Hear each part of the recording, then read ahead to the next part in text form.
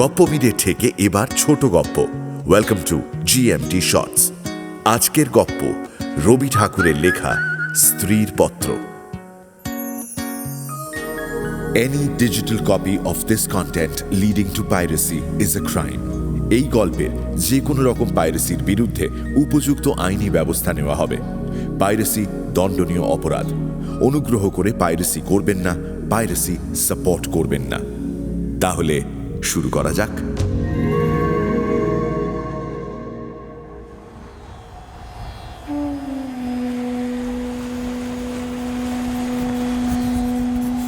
শ্রীচরণ কমলেশু, আজ 15 বছর আমাদের বিয়ে হয়েছে। আজ পর্যন্ত তোমাকে চিঠি লিখিনি। চিরদিন কাছেই পড়ে আছি। মুখের কথা অনেক শুনেছ, আমিও শুনেছি। চিঠি লেখার মতো ফাঁকটুকু পাওয়া যায়নি। আজ আমি এসেছি তীর্থ করতে শ্রীক্ষেত্রে, তুমি আছো তোমার অফিসের কাজে। শামুকের সঙ্গে খোলসের যে সম্বন্ধ, কলকাতার সঙ্গে তোমার তাই। সে তোমার দেহ মনের সঙ্গে ইঁটে গিয়েছে। তাই তুমি অফিসে ছুটির দরখাস্ত করলে না। বিধাতা তাই ইচ্ছে ছিল, তিনি আমার ছুটির দরখাস্ত মঞ্জুর করেছেন। আমি তোমাদের মেজ বউ।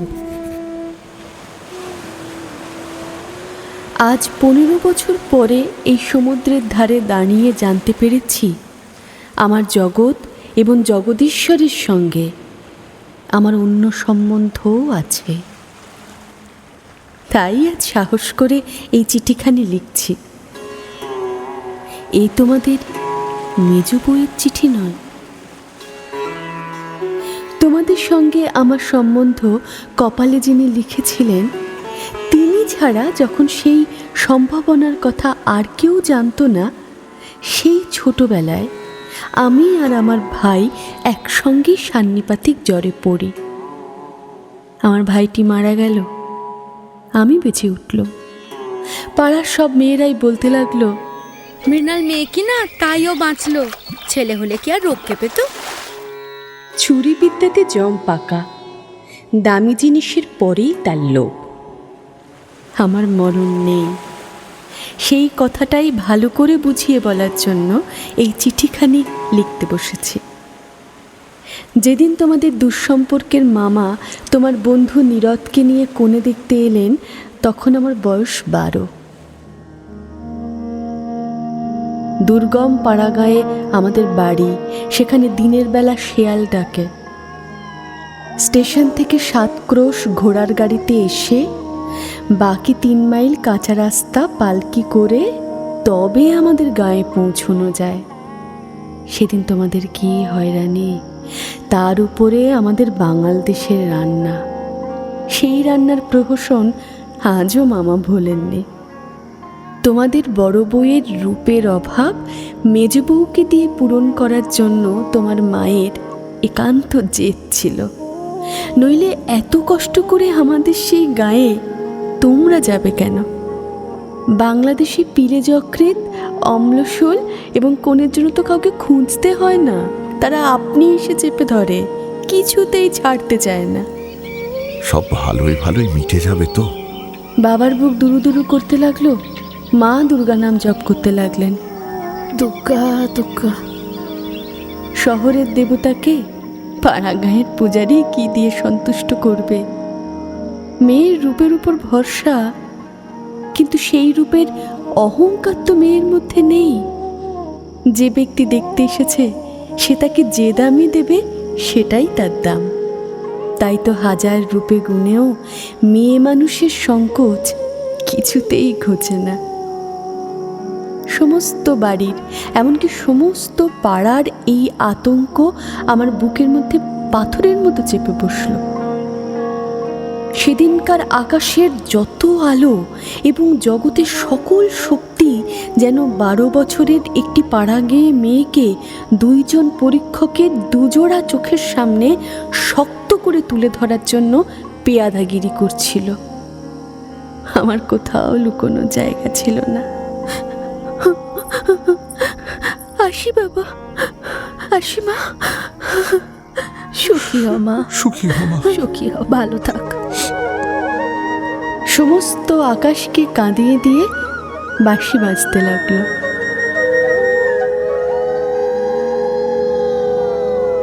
তোমাদের বাড়িতে এসে উঠলুম। আমার খুঁতগুলো সবিস্তারে খতিয়ে দেখেও গিন্নির দল সকলে স্বীকার করলেন মোটের উপর আমি সুন্দরী বটে। সে কথা শুনে আমার বড় জায়ের মুখ গম্ভীর হয়ে গেল। কিন্তু আমার রূপের দরকার কি ছিল তাই ভাবি। রূপ জিনিসটাকে যদি কোনো সেকালের পণ্ডিত গঙ্গার মাটি দিয়ে গড়তেন তাহলে ওর আদর থাকতো, কিন্তু ওটা যে কেবল বিধাতা নিজের আনন্দে গড়েছেন, তাই তোমাদের ধর্মের সংসারে ওর দাম নেই। আমার যে রূপ আছে সে কথা বলতে তোমার বেশি দিন লাগেনি, কিন্তু আমার যে বুদ্ধি আছে সেটা তোমাদের পদে পদে মনে করতে হয়েছে। ওই বুদ্ধিটা আমার এতই স্বাভাবিক যে তোমাদের ঘরকন্যার মধ্যে এতকাল কাটিয়েও আজও সে টিকে আছে। মামা এই বুদ্ধিটার জন্য ভীষণ দুশ্চিন্তায় ছিলেন। মেয়ে মানুষের পক্ষে এক বালাই। যাকে বাধা মেনে চলতে হবে সে যদি বুদ্ধিকে মেনে চলতে চায় তবে হোঁচট খেয়ে তার কপাল ভাঙবেই। কিন্তু কি করব বলো, তোমাদের ঘরের বউয়ের যতটা বুদ্ধির দরকার বিধাতা অসতর্ক হয়ে আমাকে তার চেয়ে অনেকটা বেশি দিয়ে ফেলেছেন। সে আমি এখন ফিরিয়ে দিই কাকে? তোমরা আমাকে মেয়ে জ্যাঠা বলে দুবেলা গালি দিয়েছ। কটু কথাই হচ্ছে অক্ষমের সান্ত্বনা, অতএব সে আমি ক্ষমা করলুম। আমার একটা জিনিস তোমাদের ঘরকন্যার বাইরে ছিল, সেটা কেউ তোমরা জানোনি। আমি লুকিয়ে কবিতা লিখতুম। সে ছাইপাশ যাই হোক না কেন, সেখানে তোমাদের অন্দরমহলের পাঁচিল ওঠেনি। সেখানেই আমার মুক্তি, সেখানেই আমি। আমার মধ্যে যা কিছু তোমাদের মেজ বউকে ছাড়িয়ে রয়েছে সেটা তোমরা পছন্দ করনি, চিনতেও পারোনি। আমি যে কবি সেটা এই 15 বছরেও তোমাদের কাছে ধরা পড়েনি। তোমাদের ঘরের প্রথম স্মৃতির মধ্যে সবচেয়ে যেটা আমার মনে জাগছে তা তোমাদের গোয়াল ঘর। অন্দরমহলে সিঁড়িতে ওঠার ঠিক পাশের ঘরেই তোমাদের গরু থাকে। সামনের উঠোনটুকু ছাড়া তাদের আর নড়ার জায়গা নেই। সেই উঠোন কোণে তাদের জাবনা দেওয়ার কাঠের গামলা। সকালে বেহারার নানা কাজ, উপবাসী গরুগুলো ততক্ষণ সেই গামলার ধারগুলো চেটে চেটে চিবিয়ে চিবিয়ে খাবলা করে দিত। আমার প্রাণ কাঁদত। আমি পাড়াগাঁয়ের মেয়ে। তোমাদের বাড়িতে যেদিন নতুন এলুম সেদিন সেই 2টি গরু এবং 3টি বাছুরি সমস্ত শহরের মধ্যে আমার চিরপরিচিত আত্মীয়ের মতো আমার চোখে ঠেকল। যতদিন নতুন বউ ছিলাম নিজে না খেয়ে লুকিয়ে ওদের খাওয়াতুম। যখন বড় হলাম তখন গরুর প্রতি আমার প্রকাশ্য মমতা লক্ষ্য করে আমার ঠাট্টার সম্পর্কেরা আমার গোত্র সম্বন্ধে সন্দেহ প্রকাশ করতে লাগলেন। বাবা, এমন গরু সেবা! এই সত্যি বলো তো, তোমরা রাখাল গোয়ালা নয় তো? আমার মেয়েটি জন্ম নিয়েই মারা গেল। আমাকেও সে সঙ্গে যাওয়ার সময় ডাক দিয়েছিল। সে যদি বেঁচে থাকতো তাহলে সেই আমার জীবনে যা কিছু বড়, যা কিছু সত্য সমস্ত এনে দিত। তখন মেজ বউ থেকে একেবারে মা হয়ে বসতুম। মা যে এক সংসারের মধ্যে থেকেও বিশ্ব সংসারের। মা হওয়ার দুঃখটুকু পেলুম, কিন্তু মা হওয়ার মুক্তিটুকু পেলুম না। মনে আছে ইংরেজ ডাক্তার এসে আমাদের অন্দর দেখে আশ্চর্য হয়েছিল এবং আঁতুর ঘর দেখে বিরক্ত হয়ে বকাবকি করেছিল। সদরে তোমাদের একটু বাগান আছে, ঘরে সাজসজ্জা আসবাবের অভাব নেই, আর অন্দরটা যেন পশমের কাজের উল্টো পিঠ। সেদিকে কোনো লজ্জা নেই, শ্রী নেই, সজ্জা নেই। সেখানে আলো মিটমিট করে জ্বলে, হাওয়া চোরের মতো প্রবেশ করে, উঠোনের আবর্জনা নড়তে চায় না, দেয়ালের এবং মেঝের সমস্ত কলঙ্ক অক্ষয় হয়ে বিরাজ করে। কিন্তু ডাক্তার একটা ভুল করেছিল। সে ভেবেছিল এটা বুঝি আমাদের দিনরাত দুঃখ দেয়। ঠিক উল্টো। অনাদর জিনিসটা ছাইয়ের মতো। সে ছাই আগুনকে হয়তো ভেতরে ভেতরে জমিয়ে রাখে, কিন্তু বাইরে থেকে তার তাপটাকে বুঝতে দেয় না। আত্মসম্মান যখন কমে যায়, তখন অনাদরকে তো অন্যায্য বলে মনে হয় না। সেই জন্য তার বেদনা নেই। তাই তো মেয়ে মানুষ দুঃখ বোধ করতেই লজ্জা পায়। আমি তাই বলি, মেয়ে মানুষকে দুঃখ পেতেই হবে, এইটি যদি তোমাদের ব্যবস্থা হয়, তাহলে যত দূর সম্ভব তাকে অনাদরে রেখে দেওয়াই ভালো। আদরে দুঃখের ব্যথাটা কেবল বেড়ে ওঠে। যেমন করেই রাখো, দুঃখ যে আছে এ কথা মনে করার কথা কোনোদিন মনে আসেনি। আতুর ঘরে মরণ মাথার কাছে এসে দাঁড়ালো, মনে ভয়ই হলো না। জীবন আমাদের কী বা যে মরণকে ভয় করতে হবে? আদর যত্নে যাদের প্রাণের বাঁধন শক্ত করেছে, মরতে তাদেরই বাঁধে। সেদিন যম যদি আমাকে ধরে টান দিত, তাহলে আলগা মাটি থেকে যেমন অতি সহজে ঘাসের চাপড়া উঠে আসে সমস্ত শিকড় শুদ্ধ, আমি তেমনি করে উঠে আসতুম। বাঙালি মেয়ে তো কথায় কথায় মরতে যায়, কিন্তু এমন মরায় বাহাদুরিটা কি? মরতে লজ্জা হয়। আমাদের পক্ষে ওটা এতই সহজ। আমার মেয়েটি তো সন্ধ্যা তারার মতো ক্ষণকালের জন্য উদয় হয়েই অস্ত গেল। আবার আমার নিত্যকর্ম এবং গরু বাছুর নিয়ে পড়ল। জীবন তেমনি করেই গড়াতে গড়াতে শেষ পর্যন্ত কেটে যেত। আজকে তোমাকে এই চিঠি লেখা দরকারই হতো না। কিন্তু বাতাস যেমন সামান্য একটি বীজ উড়িয়ে নিয়ে এসে পাকা দালানের মধ্যে অশ্বত্থ গাছের অঙ্কুর বের করে, শেষকালে সেইটুকু থেকে ইট কাঠের বুকের পাঁজর বিদীর্ণ হয়ে যায়। আমার সংসারের পাকা বন্দোবস্তের মাঝখানে ছোট একটুখানি জীবনের কণা কোথা থেকে উড়ে এসে পড়ল। তারপর থেকে ফাটল শুরু হলো। বিধবা মার মৃত্যুর পর আমার বড় জায়ের বোন বিন্দু তার খুড়তুতো ভাইদের অত্যাচারে আমাদের বাড়িতে তার দিদির কাছে এসে যেদিন আশ্রয় নিল, তোমরা সেদিন ভাবলে ই আবার কোথাকার আপদ। আমার পোড়া স্বভাব, কী করব বলো? দেখলুম তোমরা সকলেই মনে মনে বিরক্ত হয়ে উঠেছ। সেই জন্যেই এই নিরাশ্রয় মেয়েটির পাশে আমার সমস্ত মন যেন একেবারে কোমর বেঁধে দাঁড়ালো। পরের বাড়িতে পরের অনিচ্ছাতে এসে আশ্রয় নেওয়া, সে যে কত বড় অপমান! দায়ে পড়ে সেটুকুও যাকে স্বীকার করতে হলো, তাকে কি একপাশে ঠেলে রাখা যায়? তারপরে দেখলাম আমার বড় জায়ের দশা।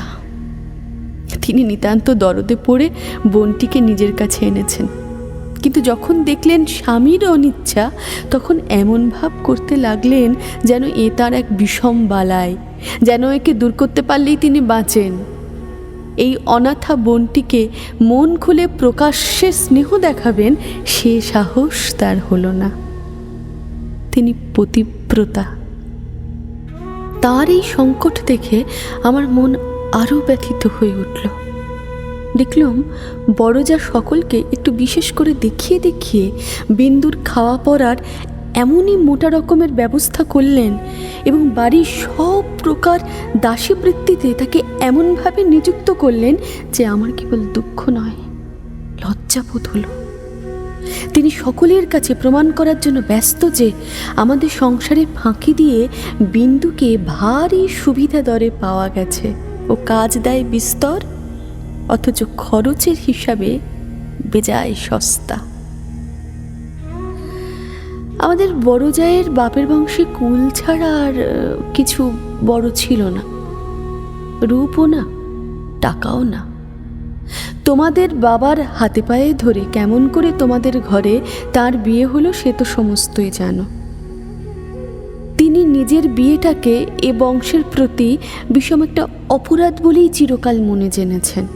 সেই জন্যে সকল বিষয়ে নিজেকে যতদূর সম্ভব সংকুচিত করে তোমাদের ঘরে তিনি অতি অল্প জায়গা জুড়ে থাকেন। কিন্তু তাঁর এই সাধু দৃষ্টান্তে আমাদের বড় মুশকিল হয়েছে। আমি সকল দিকে নিজেকে অত অসম্ভব খাটো করতে পারি না। আমি যেটাকে ভালো বলে বুঝি আর কারো খাতিরে সেটাকে মন্দ বলে মেনে নেওয়া আমার কাজ না। তুমিও তার অনেক প্রমাণ পেয়েছ। বিন্দুকে আমি আমার ঘরে টেনে নিলুম। দিদি বললেন, দেখো, মেজ বউ গরিবের ঘরের মেয়ের মাথাটি খেতে বসলেন। আমি যেন একটা বিপদ ঘটালুম এমনভাবে তিনি সকলের কাছে নালিশ করে বেড়ালেন। কিন্তু আমি নিশ্চিত জানি তিনি মনে মনে বেঁচে গেলেন। এখন দোষের বোঝা আমার উপরেই পড়ল। তিনি বোনকে নিজে যে স্নেহ দেখাতে পারতেন না, আমাকে দিয়ে সেই স্নেহটুকু করিয়ে নিয়ে তার মনটা হালকা হলো। আমার বড়জা বিন্দুর বয়স থেকে 2-4 বছর বাদ দিতে চেষ্টা করতেন, কিন্তু তার বয়স যে 14 চেয়ে কম ছিল না এ কথা লুকিয়ে বললে অন্যায় হতো না। তুমি তো জানো সে দেখতে এতই মন্দ ছিল যে পড়ে গিয়ে সে যদি মাথা ভাঙত তবে ঘরের মেঝের জন্যই লোকে দুশ্চিন্তা করত। কাজেই পিতামাতার অভাবে কেউ তাকে বিয়ে দেওয়ার ছিল না, এবং তাকে বিয়ে করার মতো মনের জোরই বা কজন লোকের ছিল। বিন্দু বড় ভয়ে ভয়ে আমার কাছে এলো, যেন আমার গায়ে তার ছোঁয়া লাগলে আমি সইতে পারবো না। বিশ্ব সংসারে তার যেন জন্মাবার কোনো শর্ত ছিল না, তাই সে কেবলই পাশ কাটিয়ে চোখ এড়িয়ে চলত। তার বাপের বাড়িতে তার খুড়তুতো ভাইরা তাকে এমন একটু কোনো ছেড়ে দিতে চায়নি যেখানে একটা অনাবশ্যক জিনিস পড়ে থাকতে পারে। অনাবশ্যক আবর্জনা ঘরের আশেপাশে অনায়াসে স্থান পায়, কারণ মানুষ তাকে ভুলে যায়। কিন্তু অনাবশ্যক মেয়ে মানুষ যে একাধারে অনাবশ্যক, আবার তার উপরে তাকে ভোলাও শক্ত, সেই জন্যে আস্থা করেও তার স্থান নেই। অথচ বিন্দুর খুড়তুতো ভাইরা যে জগতে পরম আবশ্যক পদার্থ তা বলার জো নেই, কিন্তু তারা বেশ আছে। তাই বিন্দুকে যখন আমার ঘরে ডেকে আনলুম তার বুক কাঁপতে লাগলো। তার ভয় দেখে আমার বড় দুঃখ হলো। আমার ঘরে যে তার একটুখানি জায়গা আছে সেই কথাটি আমি অনেক আদর করে তাকে বুঝিয়ে দিলুম। কিন্তু আমার ঘর তো শুধু আমারই ঘর নয়, কাজেই আমার কাজটি সহজ হলো না। 2-4 দিন আমার কাছে থাকলেই তার গায়ে লাল লাল কি উঠল, হয়তো সে ঘামাচি নয়তো আর কিছু হবে। তোমরা বললে বসন্ত, কারণ ও যে বিন্দু। তোমাদের পাড়ায় এক আনাড়ি ডাক্তার এসে বললে আর 2-1 দিন না গেলে ঠিক বলা যায় না, কিন্তু সেই 2-1 দিনের সবুর সইবে কে? বিন্দুর তো তার অসুখের লজ্জাতেই মরার দশা হলো। আমি বললাম বসন্ত হয়তো হোক, আমি আমাদের সেই আঁতুর ঘরে ওকে নিয়ে থাকবো, আর কাউকে কিছু করতে হবে না। এই নিয়ে আমার উপরে তোমরা যখন সকলে মারমুখী হয়েছ, এমনকি বিন্দুর দিদিও যখন অত্যন্ত বিরক্তির ভান করে পোড়া কপালি মেয়েটাকে হাসপাতালে পাঠানোর প্রস্তাব করছেন, এমন সময় ওর গায়ের সমস্ত লাল দাগ একদম মিলিয়ে গেল। তোমরা দেখি তাতে আরও ব্যস্ত হয়ে উঠলে, বললে নিশ্চয়ই বসন্ত বসে গিয়েছে, কারণ ও যে বিন্দু। অনাদরে মানুষ হওয়ার একটা মস্ত গুণ, শরীরটাকে তাতে একেবারে অজর অমর করে তোলে। অসুখ হতেই চায় না, মরার সদর রাস্তাগুলো একেবারেই বন্ধ। রোগ তাই ওকে ঠাট্টা করে গেল, কিছুই হলো না। কিন্তু এটা বেশ বোঝা গেল, পৃথিবীর মধ্যে সবচেয়ে অকিঞ্চিতকর মানুষকে আশ্রয় দেওয়াই সবচেয়ে কঠিন। আশ্রয়ের দরকার তার যত বেশি, আশ্রয়ের বাধাও তার তেমনি বিষম। আমার সম্বন্ধে বিন্দুর ভয় যখন ভাঙল, তখন ওকে আর এক গেরোয় ধরল। আমাকে এমন ভালোবাসতে শুরু করলো যে আমাকে ভয় ধরিয়ে দিল। ভালোবাসার এরকম মূর্তি সংসারে তো কোনোদিন দেখিনি। বইয়ে পড়েছি বটে, সেও নারী পুরুষের মধ্যে। আমার যে রূপ ছিল সে কথা আমার মনে পড়ার কোনো কারণ বহুকাল ঘটেনি। এতদিন পরে সেই রূপটা নিয়ে পড়ল এই কুশ্রী মেয়েটি। আমার মুখ দেখে তার চোখের আশ আর মিটত না। বলতো, দিদি, তোমার এই মুখখানি আমি ছাড়া আর কেউ দেখতে পাইনি। যেদিন আমি নিজের চুল নিজে বাঁধতাম সেদিন তার ভারী অভিমান। আমার চুলের বোঝা 2 হাত দিয়ে নাড়তে চাড়তে তার ভারী ভালো লাগতো। কি মোটা চুল গো তোমার! বিনুনি করো না কেন? আমি রোজ করে দেবো। কোথাও নিমন্ত্রণে যাওয়া ছাড়া আমার সাজগোজের তো দরকার ছিল না, কিন্তু বিন্দু আমাকে অস্থির করে রোজই কিছু না কিছু সাজ করাতো। মেয়েটা আমাকে নিয়ে একেবারে পাগল হয়ে উঠল। তোমাদের অন্দরমহলে কোথাও 1 ছটাক জমি নেই। উত্তর দিকের পাঁচিলের গায়ে নর্দমার ধারে কোনো মতে একটি গাব গাছ জন্মেছে।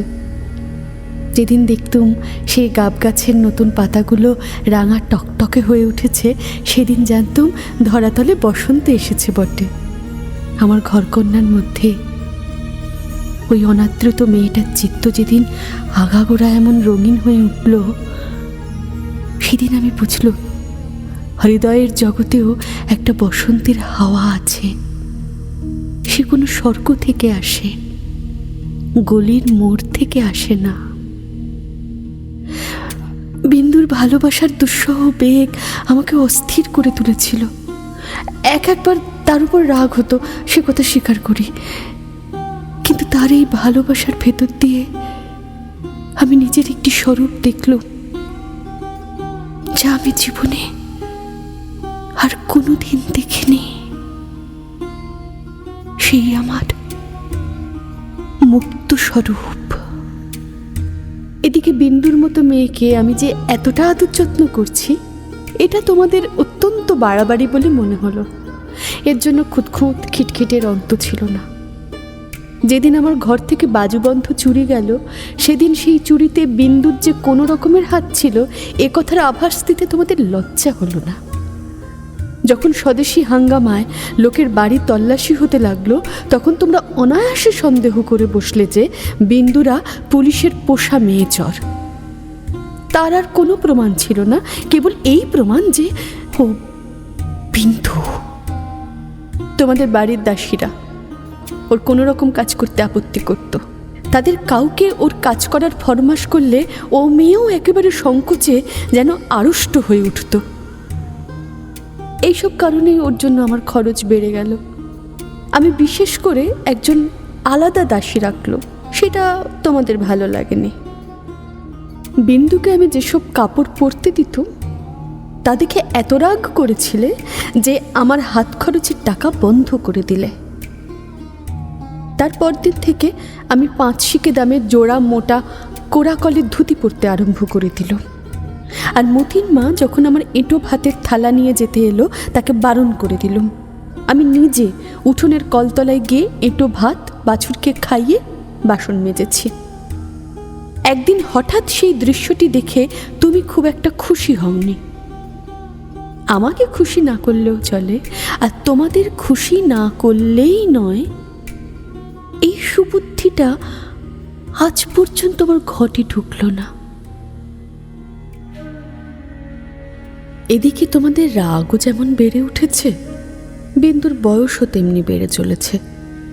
সেই স্বাভাবিক ব্যাপারে তোমরা অস্বাভাবিক রকমের বিব্রত হয়ে উঠেছিলে। একটা কথা মনে করে আমি আশ্চর্য হই, তোমরা জোর করে কেন বিন্দুকে তোমাদের বাড়ি থেকে বিদায় করে দাওনি? আমি বেশ বুঝি, তোমরা আমাকে মনে মনে ভয় করো। বিধাতা যে আমাকে বুদ্ধি দিয়েছিলেন, ভেতরে ভেতরে তার খাতির না করে তোমরা বাঁচো না। অবশেষে বিন্দুকে নিজের শক্তিতে বিদায় করতে না পেরে তোমরা প্রজাপতি দেবতার শরণাপন্ন হলে। বিন্দুর বর ঠিক হলো। বড়জা বললেন, উফ, বাঁচলুম। মা কালী আমাদের বংশের মান রক্ষে করলেন গো। বর কেমন তা জানি না, তোমাদের কাছে শুনলুম সকল বিষয়েই ভালো। বিন্দু আমার পা জড়িয়ে ধরে কাঁদতে লাগলো, বললে, দিদি, আমার আবার বিয়ে করা কেন? বিন্দু, তুই ভয় পাস না, ওঠ ওঠ বলছি। শুনেছি আমি তোর বর ভালো। বর যদি আমার ভালো হয়, আমার কি আছে যে আমাকে তার পছন্দ হবে? বরপক্ষেরা বিন্দুকে দেখতে আসার নামও করল না। বরদিদি তাতে বড় নিশ্চিন্ত হলেন, কিন্তু দিন রাত বিন্দুর কান্না আর থামতে চায় না। তার যে কি কষ্ট সেটা আমি জানি। বিন্দুর জন্য আমি সংসারে অনেক লড়াই করেছি, কিন্তু ওর বিয়ে বন্ধ হোক এ কথা বলার সাহস আমার হলো না। কিসের জোরেই বা বলবো? আমি যদি মারা যাই তবে ওর কি দশা হবে? একে তো মেয়ে, তার উপর কালো মেয়ে, কার ঘরে চলল ওর কি দশা হবে? সে কথা না ভাবাই ভালো। ভাবতে গেলে প্রাণ কেঁপে ওঠে।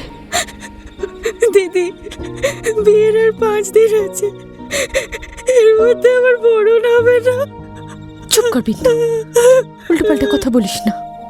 আমি তাকে খুব ধমক দিলুম, কিন্তু অন্তর্যামী জানেন, যদি কোনো সহজভাবে বিন্দুর মৃত্যু হতে পারত তাহলে আমি শান্তি বোধ করতুম। বিয়ের আগের দিন বিন্দু তার দিদিকে গিয়ে বলল, দিদি, ও দিদি, আমি তোমাদের গোয়াল ঘরে পড়ে থাকবো, আমাকে যা বলবে তাই করবো। তোমার ভয় পড়ি আমাকে আমাকে এমন করে ফেলে দিও না, আমাকে ত্যাগ করো না দিদি। আমি ওই কোণে পড়ে থাকবো, আমাকে আমাকে যেতে দিও না, আমাকে রেখে দাও না তোমার কাছে। কিছুকাল ধরে লুকিয়ে লুকিয়ে দিদির চোখ দিয়ে জল পড়ছিল, সেদিনও পড়ল। কিন্তু শুধু তো হৃদয় নয়, শাস্ত্রও আছে। তিনি বললেন, জানিস তো বিন্দি, পতি হচ্ছে স্ত্রী লোকের গতি, মুক্তি সব। কপালে যদি দুঃখ থাকে তবে কেউ তা খণ্ডাতে পারবে না। আসল কথা হচ্ছে কোনো দিকে কোনো পথই নেই। বিন্দুকে বিয়ে করতেই হবে, তারপর যা হয় হোক। আমি চেয়েছিলুম বিয়েটা যেন আমাদের বাড়িতেই হয়, কিন্তু তোমরা বলে বসলে বরের বাড়িতেই হতে হবে। ওটা তাদের বংশের প্রথা। আমি বুঝলাম, বিন্দুর বিয়ের জন্য যদি তোমাদের খরচ করতে হয় তবে সেটা তোমাদের গৃহদেবতা সইবে না। কাজেই চুপ করে যেতে হলো। কিন্তু একটি কথা তোমরা কেউ জানো না। দিদিকে জানানোর ইচ্ছে ছিল, কিন্তু জানাইনি, কারণ জানালে তিনি ভয়েই মরে যেতেন। আমার কিছু কিছু গয়না দিয়ে আমি লুকিয়ে বিন্দুকে সাজিয়ে দিয়েছিল। বোধ হয় দিদির চোখে সেটা পড়ে থাকবে, কিন্তু তিনি দেখেও দেখেননি। দোহাই ধর্মের, সেজন্য তোমরা তাকে ক্ষমা করো। যাওয়ার আগে বিন্দু আমাকে জড়িয়ে ধরে বলল,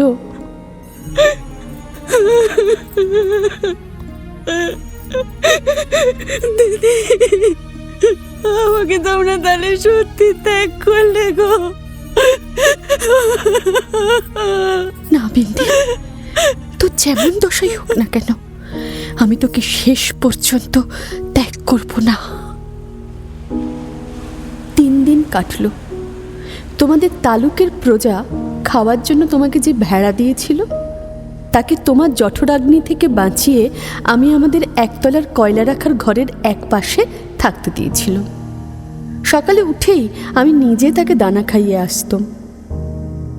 তোমার চাকরদের উপর 2-1 দিন নির্ভর করে দেখেছি তাকে খাওয়ানোর চেয়ে তাকে খাওয়ার প্রতি তাদের বেশি ঝোঁক। সেদিন সকালে সেই ঘরে ঢুকে দেখি বিন্দু এক কোণে জড়সড় হয়ে বসে আছে। আমাকে দেখেই আমার পা জড়িয়ে ধরে লুটিয়ে পড়ে নিঃশব্দে কাঁদতে লাগলো। আমার স্বামীটা পাগল জানো। সত্যি বলছিস বিন্দি? এত বড় মিথ্যে কথা তোমার কাছে বলতে পারি? তিনি পাগল জানো। শ্বশুরের নাই বিয়েতে মত ছিল না, কিন্তু তিনি আমার শাশুড়িকে জমের মতো ভয় করেন। তিনি বিয়ের আগে কাশি চলে গেছেন, আর শাশুড়ি জেদ করে তার ছেলের বিয়ে দিয়েছেন। আমি সেই স্তূপ করা কয়লার উপরে বসে পড়লুম। মেয়ে মানুষকে মেয়ে মানুষ দয়া করে না, বলে ও তো মেয়ে মানুষ ছাড়া কিছু নয়। ছেলে হোক না পাগল, সে তো পুরুষ বটে। বিন্দুর স্বামীকে হঠাৎ পাগল বলে বোঝা যায় না, কিন্তু এক একদিন সে এমন উন্মাদ হয়ে ওঠে যে তাকে ঘরে তালাবন্ধ করে রাখতে হয়। বিয়ের রাতে সে ভালো ছিল, কিন্তু রাত জাগা ও অন্যান্য উৎপাতে দ্বিতীয় দিন থেকে তার মাথা একেবারে খারাপ হয়ে উঠল। আমি দুপুরবেলায় পিতলের থালায় ভাত খেতে বসেছি, হঠাৎ তিনি থালা শুদ্ধ ভাত টেনে একেবারে উঠোনে ফেলে দিলেন। কি তার মনে হয়েছিল আমি নাকি স্বয়ং রানী রাসমণি? বেহারাটা নিশ্চয়ই সোনার থালা চুরি করে আমাকে নিজের থালায় ভাত খেতে দিয়েছে, এই তার রাগ। আমি তো ভয়ে মরে যাই। তারপর তৃতীয় রাতে শাশুড়ি যখন আমাকে স্বামীর করে শুতে বললেন, আমার প্রাণটা শুকিয়ে গেল। শাশুড়ি প্রচন্ড রাগী মানুষ, রাগলে জ্ঞান থাকে না। তিনিও পাগল, কিন্তু পুরো নয় বলে আরো ভয়ানক। আমাকে ঘরে ঢুকতে হলো। উনি সেরাতে শান্তই ছিলেন, কিন্তু ভয় না আমার সারা শরীর যেন কাঠ হয়ে গেল। তারপর উনি যখন ঘুমিয়েছেন, অনেক রাতে অনেক কৌশলে আমি পালিয়ে চলে এসেছি দিদি। আমি আর থাকতে পারলাম না গো। এমন ফাঁকির বিয়ে বিয়েই নয় বিন্দু। তুই যেমন ছিলি তেমনি আমার কাছে থাক, দেখি তোকে কে নিয়ে যেতে পারে। ঘৃণায় ও রাগে আমার সমস্ত শরীর জ্বলতে লাগলো। তোমরা বললে বিন্দু মিছে কথা বলছে। ও কখনো মিথ্যা বলেনি। তা কেমন করে জানলে? আমি নিশ্চিত জানি। বিন্দু শ্বশুর বাড়ির লোক পুলিশ কেস করলে মুশকিলে পড়তে হবে কিন্তু। আর ফাঁকি দিয়ে পাগল বরের সঙ্গে ওর বিয়ে দিয়েছে, এ কথা কি আদালত শুনবে না? তবে কি এই নিয়ে মামলা করতে হবে নাকি? কেন, আমাদের দায় কিসের? আমি নিজের গয়না বেচে যা করতে পারি করব। উকিল বাড়ি ছুটবে নাকি?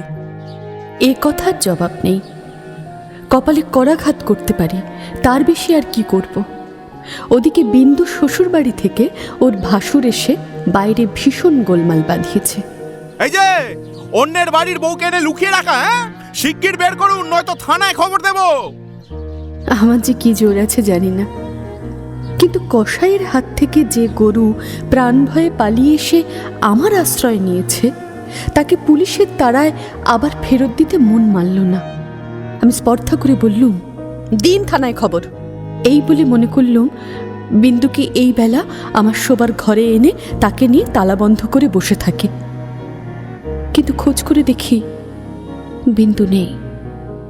তোমাদের সঙ্গে আমার বাদানুবাদ যখন চলছিল, তখন বিন্দু নিজে বাইরে গিয়ে তার ভাসুরের কাছে ধরা দিয়েছে। বুঝেছে এ বাড়িতে যদি সে থাকে তবে আমাকে সে বিষম বিপদে ফেলবে। মাঝখানে পালিয়ে সে বিন্দু নিজের দুঃখ আরো বাড়ালো।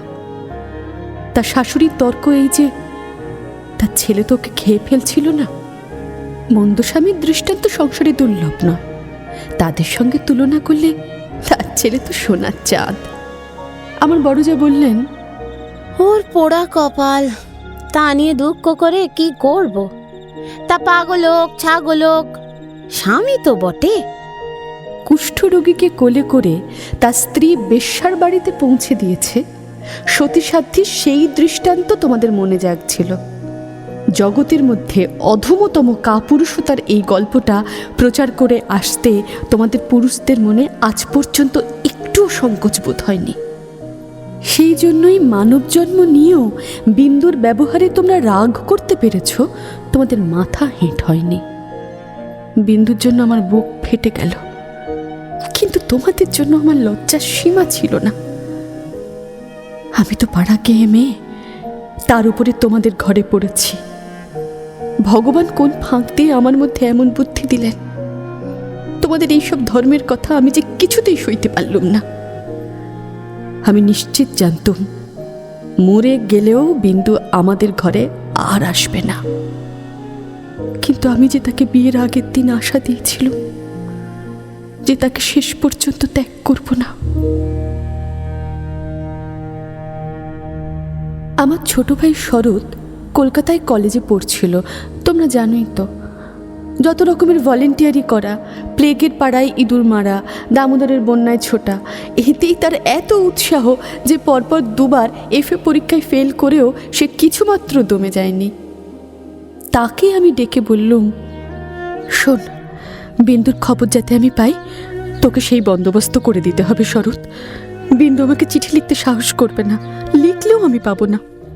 এরকম কাজের চেয়ে যদি তাকে বলতুম বিন্দুকে ডাকাতি করে আনতে কিংবা তার পাগল স্বামীর মাথা ভেঙে দিতে, তাহলে সে বেশি খুশি হতো। শরতের সঙ্গে আলোচনা করছি, এমন সময় তুমি ঘরে এসে বললে, আবার কি হাঙ্গামা বাঁধিয়েছ? সেই যা সব গোড়ায় বাঁধিয়েছিল। তোমাদের ঘরে এসেছিল, কিন্তু সে তো তোমাদেরই কীর্তি। বিন্দুকে আবার এনে কোথাও লুকিয়ে রেখেছ? বিন্দু যদি আসতো তাহলে নিশ্চয়ই এনে লুকিয়ে রাখতো, কিন্তু সে আসবে না। তোমাদের ভয় নেই। শরৎকে আমার কাছে দেখে তোমার সন্দেহ আরও বেড়ে উঠল। আমি জানতো শরৎ আমাদের বাড়ি যাতায়াত করে, এটা তোমরা কিছুতেই পছন্দ করতে না। তোমাদের ভয় ছিল ওর উপর পুলিশের নজর আছে, কোনোদিন ও কোনো রাজনৈতিক মামলায় পড়বে, তখন তোমাদের শুধু জড়িয়ে ফেলবে। সেই জন্য আমি ওকে ভাইফোঁটা পর্যন্ত লোক দিয়ে পাঠিয়ে দিতুম, ঘরে ডাকতুম না। তোমার কাছে শুনলুম বিন্দু আবার পালিয়েছে, তাই তোমাদের বাড়িতে তার ভাসুর খোঁজ করতে এসেছে। শুনে আমার বুকের মধ্যে শেল বিঁধল।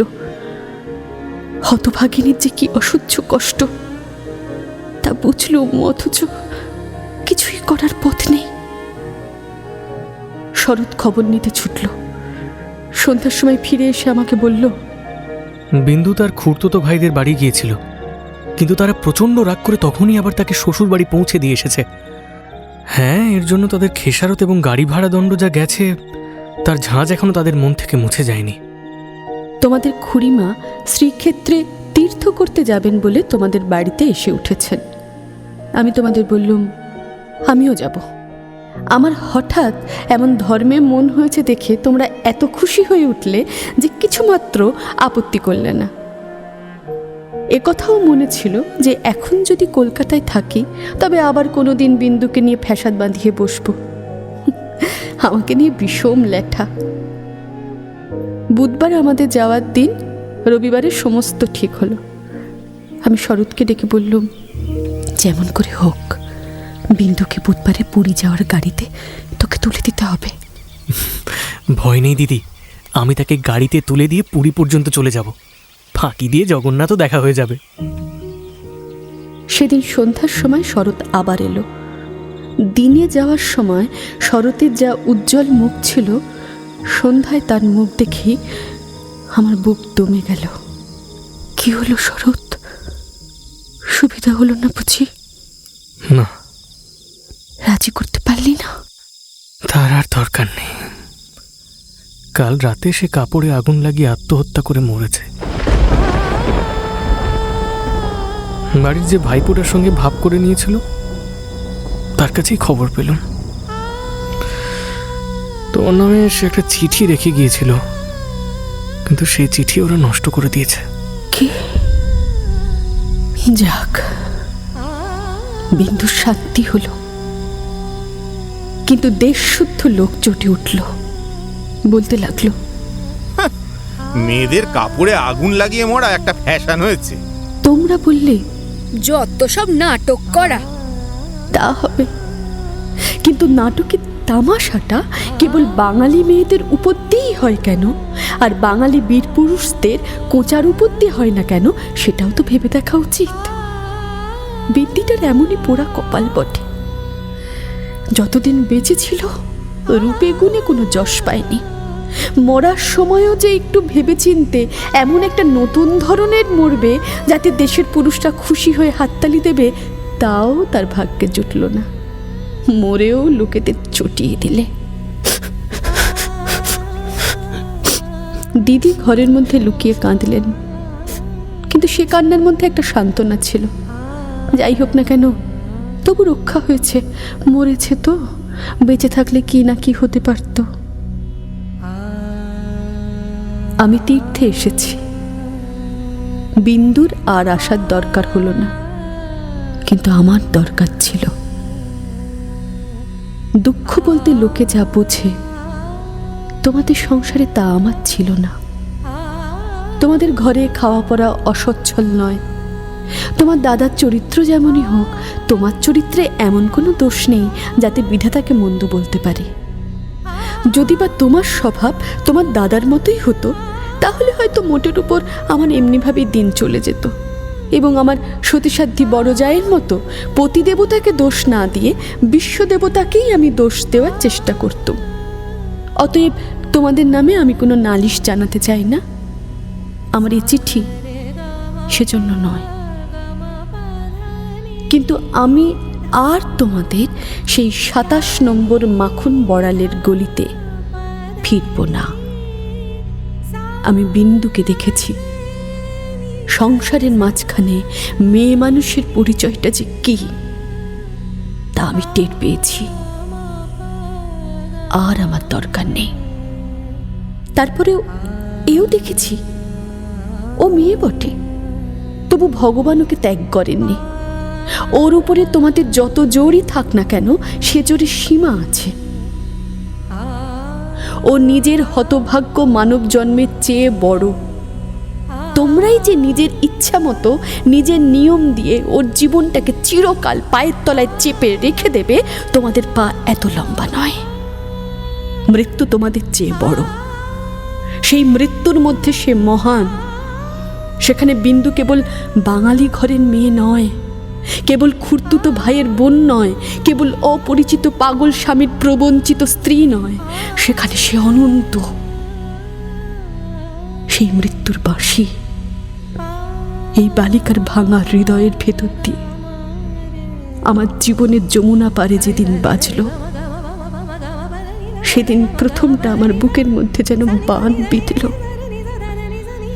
বিধাতাকে জিজ্ঞাসা করলাম, জগতের মধ্যে যা কিছু সবচেয়ে তুচ্ছ, তাই সবচেয়ে কঠিন কেন?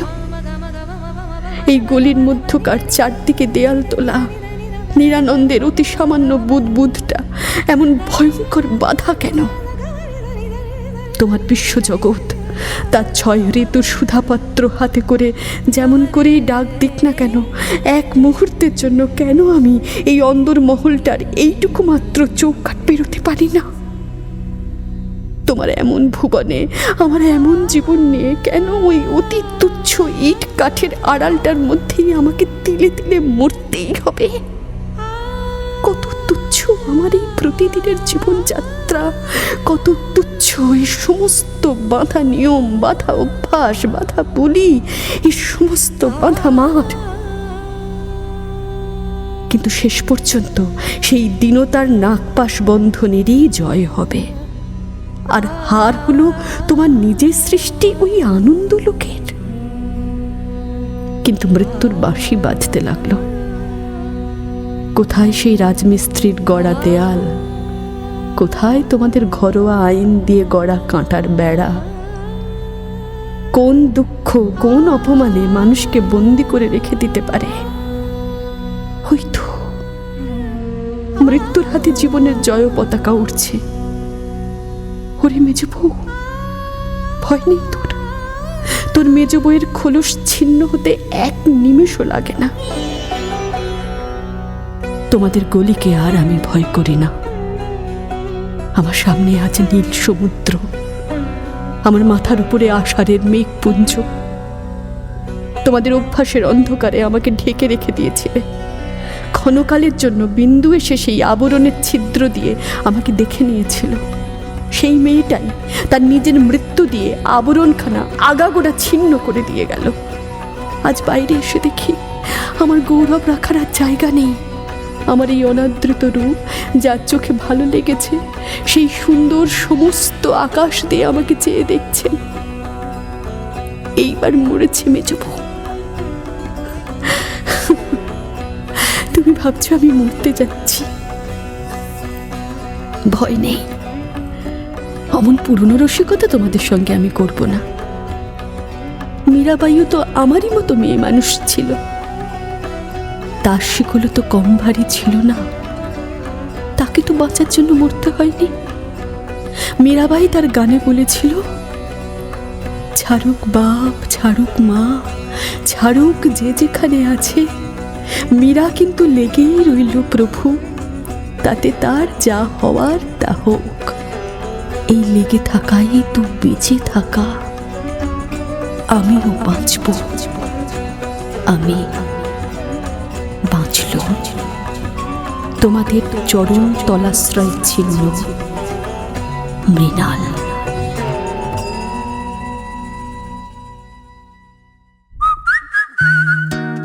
এখনকার মতো গপ্প মিলে ঠেকের সময় শেষ। পরের সপ্তাহে আরো একটা নতুন গপ্প নিয়ে আসবো আমি। Till then, like, share and subscribe to my channel and don't forget to click on the bell icon for notifications. নিজে তো শুনছেনই, সঙ্গে বন্ধুদেরও জানান।